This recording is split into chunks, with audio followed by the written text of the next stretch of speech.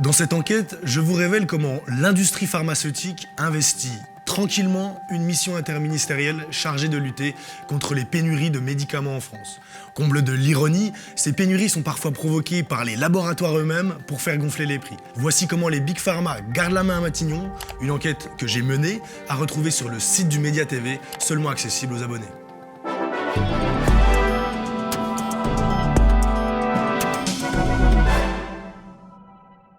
La France manque de médicaments. Les chiffres de l'Agence de sécurité du médicament sont effrayants et se dégradent depuis une dizaine d'années.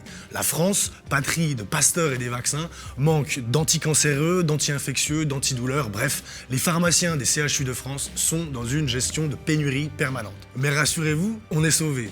Elisabeth Borne a mis en place une mission interministérielle chargée de lutter contre ces pénuries. Cette mission doit garantir un meilleur accès aux soins et la soutenabilité des dépenses de santé. Mais il se trouve que cette mission est gangrénée par les lobbies des Big Pharma et des entreprises de santé numérique. Appeler les Big Pharma et la e-santé pour lutter contre les pénuries de médicaments peut prêter à sourire. Pourquoi ? Car ce sont souvent les médicaments les moins rentables qui sont en pénurie. Dans un cynisme assez terrifiant, l'industrie pharmaceutique s'emploie en effet à raréfier l'offre pour faire augmenter les prix. Pour le dire autrement, les pénuries font les profits des Big Pharma. Dans l'enquête, je parle des médicaments qui sont retirés du marché et réintroduits quelques mois plus tard, parfois 10 fois plus cher. J'évoque également le cas du laboratoire sud-africain Aspen, qui a menacé plusieurs États membres de l'Union européenne de détruire ses stocks d'anticancéreux pour faire du chantage au prix.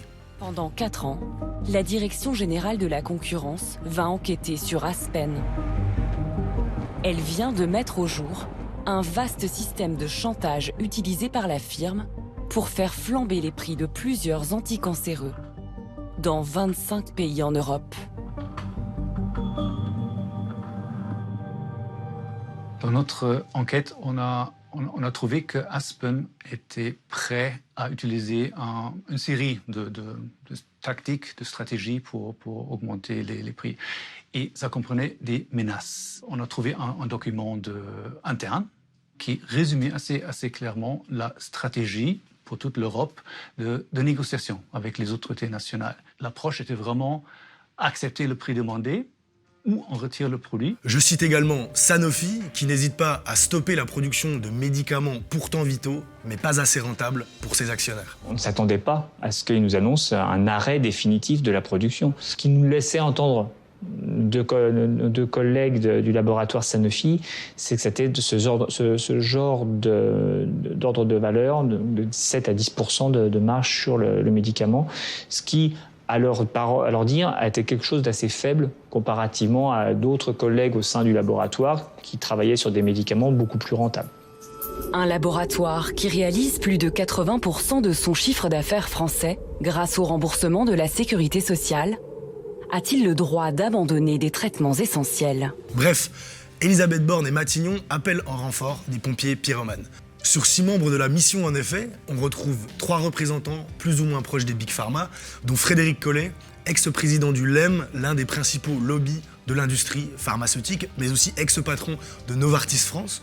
Cette Big Pharma suisse est notamment connue pour commercialiser le Zolgensma, le médicament le plus cher du monde et non remboursé à ce jour. Ce traitement est facturé près de 2,1 millions d'euros contre 150 000 euros de coûts de fabrication. Cette somme astronomique oblige des familles de malades à s'endetter et à recourir au financement participatif pour se soigner. Cette mission s'annonce d'ores et déjà sous les meilleurs auspices. Aux côtés de l'ex-boss de Novartis France, on retrouve encore du Big Pharma, notamment Magali Léo, une juriste consultante chez Nextstep, un cabinet de lobbying qui conseille Agipharma, le représentant d'intérêt des laboratoires américains en France. Enfin, côté Big Pharma, on retrouve encore Agnès Audier, directrice associée de Boston Consulting Group, un cabinet de conseil omniprésent chez Sanofi. L'industrie de la santé numérique, nouvel Eldorado du capitalisme mondial, a également son rond de serviette à Matignon.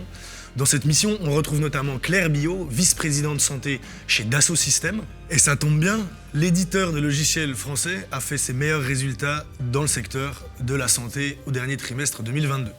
Autre présence qui pose question, celle d'Anne-Aurélie Épice de Florian, directrice associée chez IQVIA, le leader mondial de la collecte et de l'analyse de données médicales. En 2021, Cash Investigation révélait que nos données de santé étaient monnayées par IQVIA dans près de 50% des pharmacies françaises, et ce, sans recueillir le consentement des principaux intéressés. C'est vraiment une catastrophe. Les Français devraient être très en colère. Des données de pharmacie qui, une fois compilées, vont être revendues. Pour information sur une pathologie, là, pour avoir un peu les informations, c'est minimum 20 000 balles. Quand on n'est pas conscient de la valeur de la donnée, on n'est pas forcément conscient du pillage que ça peut représenter. Alors bien sûr, du côté de Matignon, on assure que tout ce beau monde rencontrera les autorités sanitaires, les syndicats, les associations de défense des malades. Mais avec autant de lobby, on pressent que les solutions apportées dans cette mission n'iront pas à l'encontre frontalement des intérêts du privé. Mais de toute façon, le gouvernement a d'ores et déjà lâché du lest à l'industrie pharmaceutique. Le ministre de la Santé, François Braun, a déjà donné son feu vert début février à une hausse des prix ciblés sur certains génériques. Une demande réclamée à corps et à cri par les laboratoires depuis de nombreux mois pour lutter contre les pénuries. En somme, ce que disent les laboratoires, c'est augmenter le prix de nos médicaments et vous lutterez contre les pénuries. Sauf qu'entre-temps, les malades attendent des traitements parfois vitaux. Si le sujet vous intéresse, vous pouvez lire mon enquête détaillée sur lemediatv.fr. Tous ces journalistes qui sont dans ce système qui disent « Non mais attends, mais moi je suis quand même extrêmement libre ». Enfin ça suffit quoi, ils sont pas libres du tout. Ces grands systèmes médiatiques sont tenus par une poignée de milliardaires qui pour la plupart ont soutenu Emmanuel Macron en 2017 et encore aujourd'hui. La question de la répartition des richesses est enfin en train vraiment de basculer et de s'imposer dans le pays et c'est essentiel. Imaginez une chaîne de télé du côté des gens et non des puissances de l'argent. Qui parle de la vraie vie plutôt que de chanter les louanges de la Macronie. Tu vois, quand tu as 1800 pages pour un accord Corée-Europe et une cinquantaine de pages pour la COP21, tu sais très bien que le commerce est plus important que le climat. Qui lève le poing plutôt que d'abattre la matraque.